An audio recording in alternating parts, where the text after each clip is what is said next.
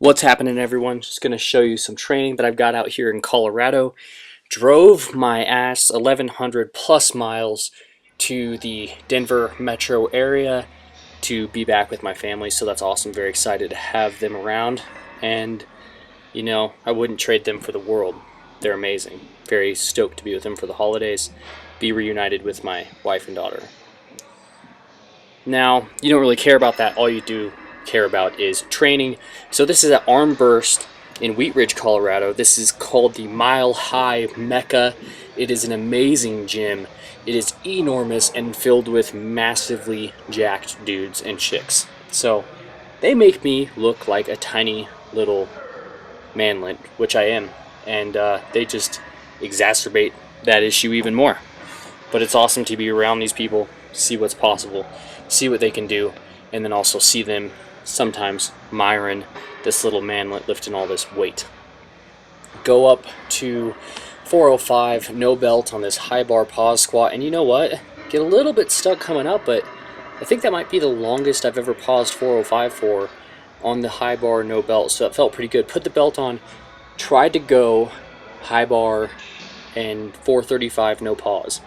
Now you'll see me on this squat, I come down, I wasn't going to pause this, but as I come up, the bar rolls up onto my neck. I get to pitch forward a little bit more than what I tend to agree with, and I tend to let myself get away with, so then I switched it directly over to the low bar squat. This first single right here, I wanted to get 5 total reps in, and I was thinking singles at 435, just that way I can keep a higher movement quality standard, keep that average bar speed higher, usually get those qualitative metrics of lifting, get that average a little bit better. So the first 435 wasn't really as smooth as I would have liked. This is the second 435 low bar again.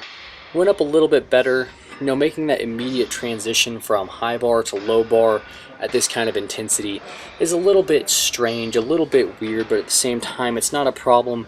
It's just something to consider if you do end up making a switch as you're at these higher intensities. Just be mindful of your form, because it is slightly different. Now this is that last set at 435, and rather than just do another single, I said why not just do 2 doubles, or a double, do 2 reps, and call it there. Luckily the second set went up pretty good. After that I backed off and started doing some more of those plat squats, because you know what, I felt a little bit inspired.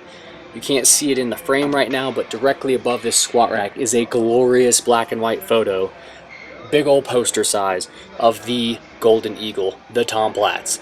And so why not squat like Platz when Platz is looking down on you from the altar of the squat rack? And that's exactly what I did.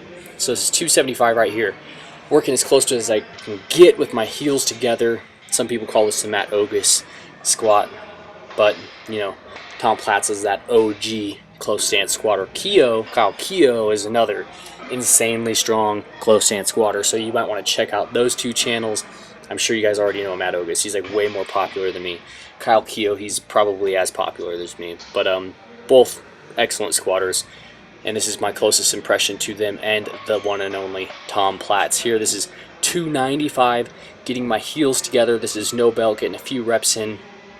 If you do give these a shot, you're going to notice it's going to require a lot more ankle mobility than what some of you may have, but it's also going to require more balance, and it's going to stress your quads a whole lot more, and I'm a huge fan of them as of right now, simply because they're different, they're fun. That's kind of what my priority is in training right now, and they are tackling one of my big weaknesses that's going to benefit both my squat and deadlift, and that's my quads. It's going to help me break that bar off the floor on the deadlift. That's going to help me stand up, finish the lift fast in the squat. As long as I get my hips through, it should be alright.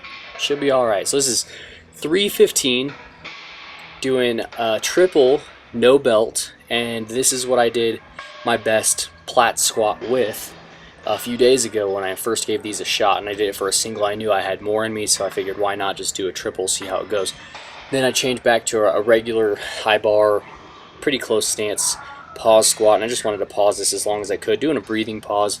A lot of these pause squats that you saw me earlier in the video doing were all breathing pauses, even up to 365, which is actually a breathing pause squat PR, I think. And the breathing pause squats, they're pretty amazing. They're very difficult, and it's just going to make you stay more tight in the hole without using that Valsalva maneuver that's going to create that intra-abdominal pressure for you. So it's going to force you to really flex those abs and keep that back as tight as you possibly can, create a whole lot of static tension, that isometric contractions with those muscles of your torso. So basically, if everything between your armpits and your kneecaps ain't tired after doing a pause squat, a breathing pause squat, probably doing it wrong. Because for me, I leave the squat rack and I'm like, damn, that was hard. So this right here, working up to some heavy doubles, singles, pause. That's 315 you see right there. And as you can tell, that dude is freaking ginormous. Now this is a 325. Get this for 2 reps. That dude over there on the left, he's not miring. I stole his workout partner, and so maybe he's a little upset that I stole his buddy.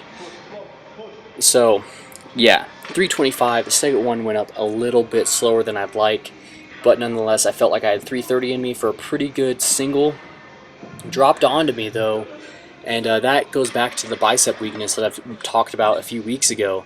Still doing those hammer curls, still doing those bicep curls, trying to get those elbows nice and strong, get those elbows to recover, and hopefully I won't get that drop at those higher intensities, because that can really get you out of the groove. And if you get out of the groove on the bench, it's done for. It's doneski. It's kaput. Got to stay in that groove. The groove is super important. After that 330 pause, worked up to 275 with my feet up, and then after that did a few deadlifts. There was a Highland Games competitor there, so he was kind of giving me some more cues. The dude was freaking ginormous and extremely strong, and was just destroying 455 for speed reps, and I was like, dude, I'm Myron. You're crazy strong. And he could throw like a telephone pole to the moon. So take that for what it's worth. This single set you're going to see right here is from today, Sunday. I didn't film anything else just because it was kind of sub-max work, just getting some volume in on the bench and the squat. But this right here is a 405 pause deadlift. I worked up in triples. This right here is 405 for 5. Paused at the knee, no belt. Felt really good about this. And I just wanted to get some higher stress level stuff at some middle of the road intensities and a decent amount of volume on my pulls, because pulls yesterday were all done at singles 500 pounds, and they didn't feel that great. They weren't that fast, but they were beltless, so I think that might be a beltless volume PR. Yesterday I did 5 singles or so at 500. This right here is a 405 for 5, paused at the knee, no belt. Felt pretty good.